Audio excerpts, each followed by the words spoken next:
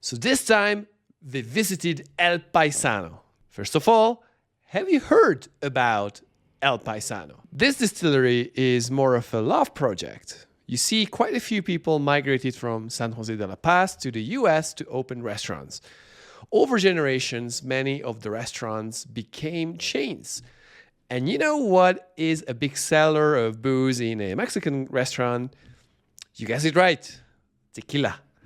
And if you are from Jalisco, the land of tequila, there is always a sort of sense to provide a good quality of tequila for your clients while also keeping the price and the cost of the margarita down. With this mission in mind, we have El Paisano Distillery. Their house brand is called Mi Cosecha, and as I mentioned, it is the margarita cocktail tequila for several Mexican restaurants. The owners wanted to create a tequila that is affordable but is also not made with diffusers to keep the soul of the agave intact. They even worked together with my business partner Sergio Cruz, who helped them get started with this mission. The distillery is a bit far away from Arandas of the Los Altos region of Jalisco, so it's an adventure itself just to get there. But on the positive side, you'll see the beautiful hilly landscape of the Jaliscan highland all around, including some zebras. Usually most places are not far from either Arandas or Jesus Maria. However, it is quite close to San Jose de la Paz, where the founder families are from. Just make sure to use the map so you don't get lost in the way. Booking? Well, to be able to visit the distillery, you will need to make an appointment through their social media or website. And you might have to be flexible as they don't offer standard commercial tours. However, once you are booked, you're set. As we entered the compound, we found ourselves in a beautiful, well-maintained distillery. There were nice trees and plants all around, and the distillery was painted well and nicely, so it was not a boring building at all. As we went inside, we met with Ramon, who is the distiller in charge. So Ramon was kind enough to offer us to give us a tour. It wasn't our first time, and both time we went there was operation in progress, so plenty of things to see, smell, and taste. We got started. We went to observe the cooking and milling process. They have several autoclaves and they have a roller mill that is connected directly to them. They have a team of people who make sure that the agave bed is consistent to get the best result. We could see the whole process from taking the agave out of the oven and loading it to the shredder up until the leftover fibers, the bagasso, ended up in a huge truck. It's always great to see how things work in real life, and not to mention that cooked agave smell around us is just yummy. As in, you can never get enough of it. I took the opportunity to ask Ramon about the business. He told me of their new exciting contract label projects. Upon finishing with the video grabbing, I asked Ramon if we could try the agaves, and he was kind to offer us a bite of the real deal. It had a very good quality, sweet but not overly sweet, just the way I like it. Ramon mentioned that because of the agave still in oversupply, they could source very high quality agave for a very good price. Then we walked along the facility to see the fermentation tanks. They use closed stainless steel fermentation tanks.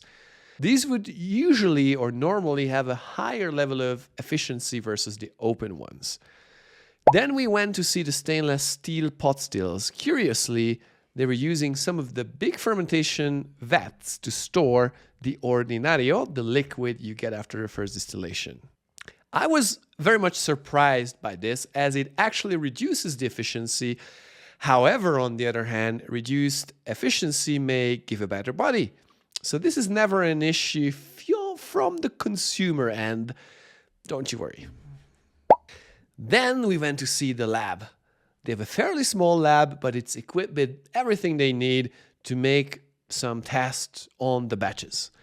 I remember we shot a few videos here showing the yeast journey from the lab to the fermentation tanks in our distillation course with Sergio Cruz, which, by the way, I totally recommend you to check out if you're interested in learning deeper about distillation.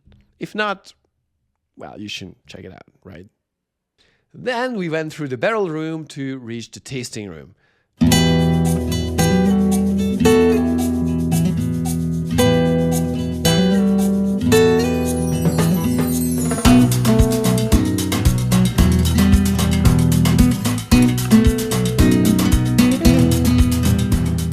On the shelf, there were many different brands, nicely lined up.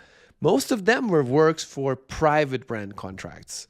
So Ramon kindly explained that their main house brand is called Mi Cosecha, and it is meant more like a cocktail mixer. So it is usually for their contract labor brands where they actually get to be able to show better what they're capable of doing.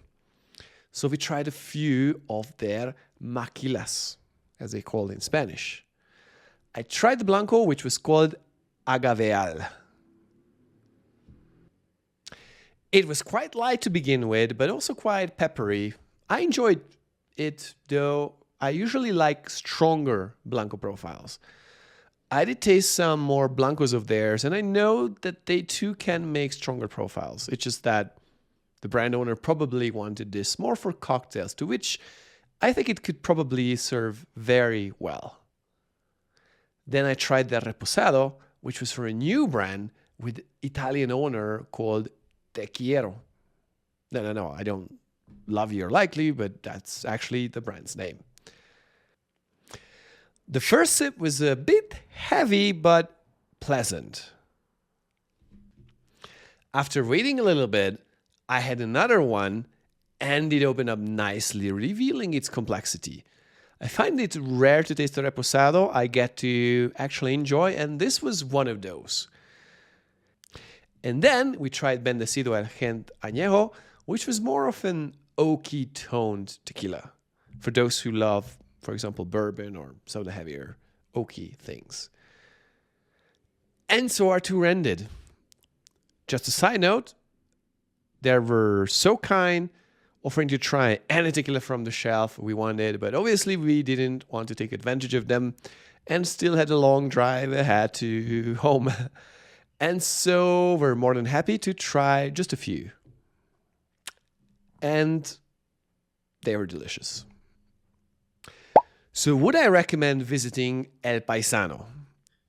I definitely do. The more accurate question is, who do I recommend it to? Number one, if you want to create a new brand and looking to find a distillery home, very highly recommended. Number two, for those who has time, considering the long drive, if you can make the trip so you get to visit another distillery in the area, I think it would make the trip to be even worth just much more and better. And number three, I have to tell you this though, I think may not be a visit for the first timers in Los Altos, but for more industry veterans who would like to see how a distillery with autoclaves focused on the restaurant industry would operate, and they're open to collaborate on new contract labor projects, so feel free to take advantage of this as well. A last thought, not sure if they speak English, unfortunately, so in my opinion, this tour is more for people potentially with strong Spanish skills, or if you are adventurous, just go for it. Just make sure you have someone in your group who can translate if necessary. Thanks for watching, and cheers.